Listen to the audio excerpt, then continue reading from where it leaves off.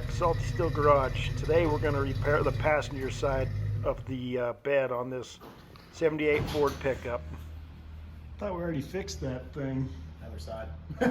It's just gross. All right. Okay. First thing we got to do is trace that out so we got a rough idea of where we're going to cut the body. So we'll trace the patch panel just so we're not cutting further than the patch panel. And then Maybe. we're gonna leave a lot of material underneath there. We're gonna cut more later, but for now we're just gonna excavate the fender and see how much rust is actually there. And then we'll trim this patch panel to fit what we decide to cut out. Hey, put some earmuffs on. All right, boss. Hey, do you want some gloves? When's the last time you had a tetanus shot? Never. I'm always an anti-vax.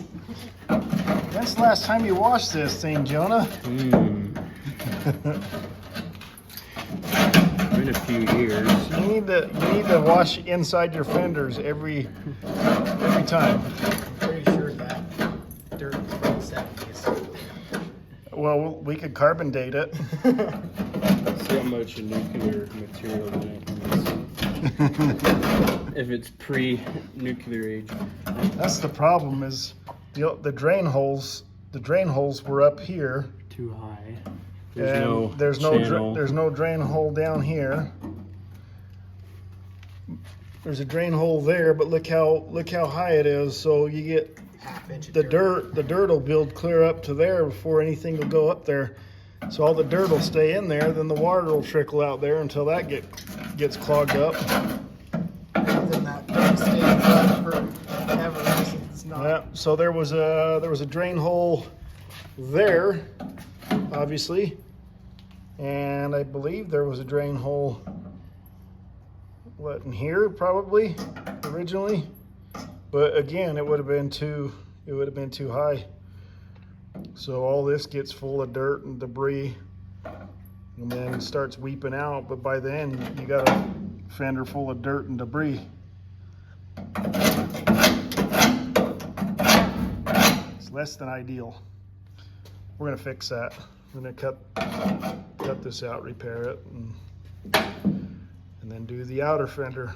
Just got a bend of a 90 on this, on my homemade brake here. Not the best brake, but it works for this kind of thing.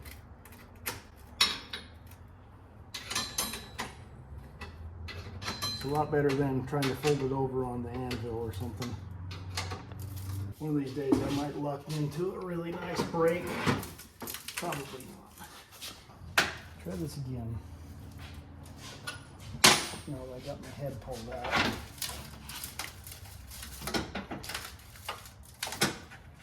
Oh yeah, mucho better. Okay, we gotta go work the round profile. So what we're doing, that's way more than enough material, but I gotta roll this. Gotta roll the edge over. So I got this scrap piece of pipe here that worked out for the last one. Worked out pretty good.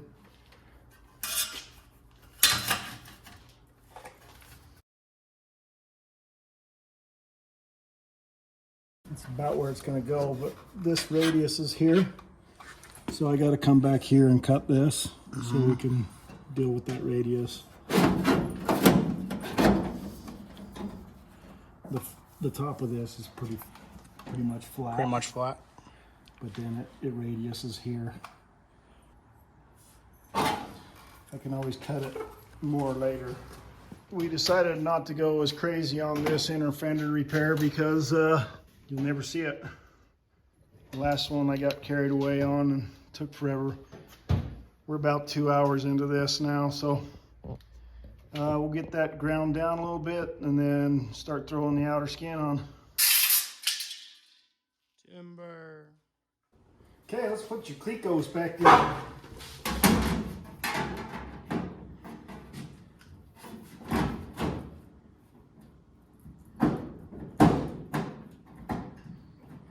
Uno más, por favor. All right, now I gotta take the scribe and scribe that again.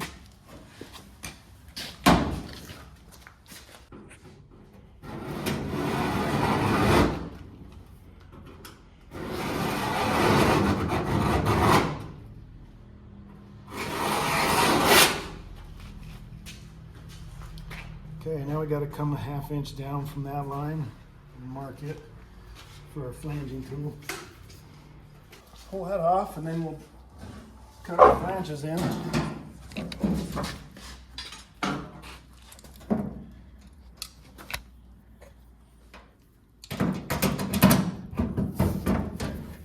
Nice.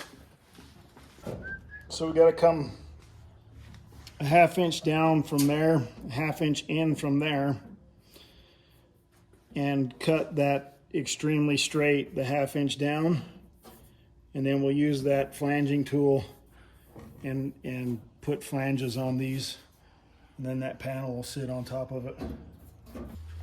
You know, if you hold that really tight, it makes a straight line. Didn't know that. Yeah. He's an engineer. Surprised you didn't know that. I thought that would have been engineering 101.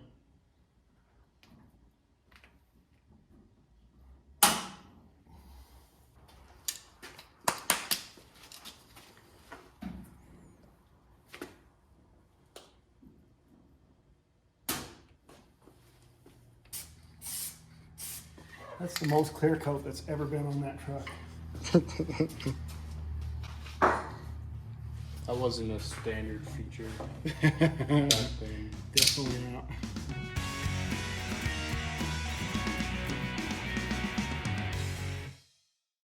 We have to butt weld this bottom because we certainly can't flange it. But so I'm gonna leave some extra material there so we can cut and butt weld that at the bottom.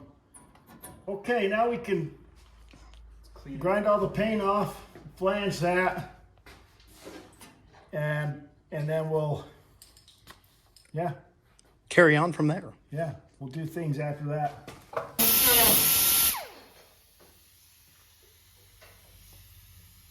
It's gone. Oh, you've done it again.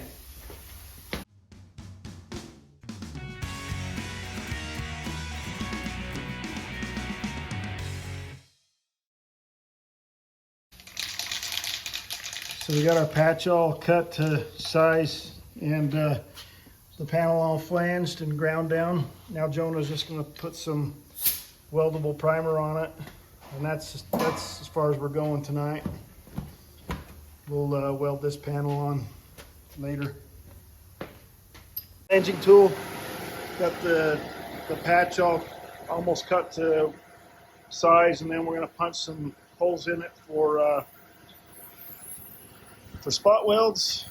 I've ground all the paint off the back of this so we can spray some weld-through primer on the back of this, and then we'll weld it in. Jonah's just popping some holes in it so we can plug weld it onto the flange. All right, so we messed with this way too long. We're finally happy with the fit. We're gonna start plug welding all the holes and then welding the seam here. Obviously, we'll do like we did on the other fender and weld a little bit at a time and cool it down.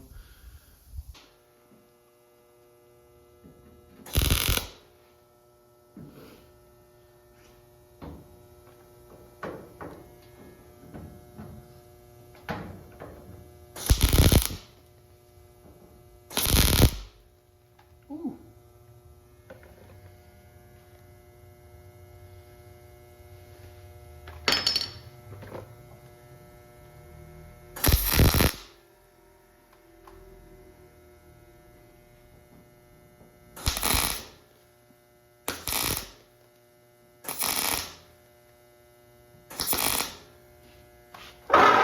That's so much better.